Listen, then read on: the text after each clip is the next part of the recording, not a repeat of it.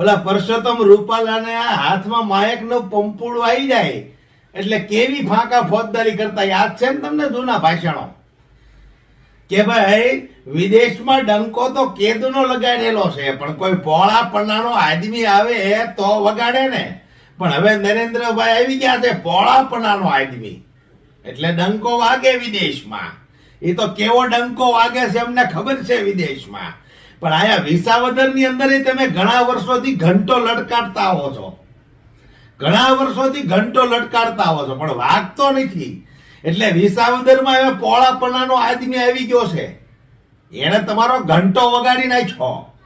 હે બહુ ફાંકા ફોજદારી કરો. હવે વિસાવદર ની આવ્યો છે પોળાપણાનો આદમી આવ્યો છે. તમને એમ વેમ હોય કે અમારી પાસે પોળાપણાનો આદમી છે તો અહીંયા પોળાપણાના આદમીઓની લાઈન છે. બાકી હવે પોળાપણા વાળા જે તમારા છે ને એ તો ક્યાંય ગલોટિયા મારી જવાના છે, ગોઈટા હાથ નહીં થવાના.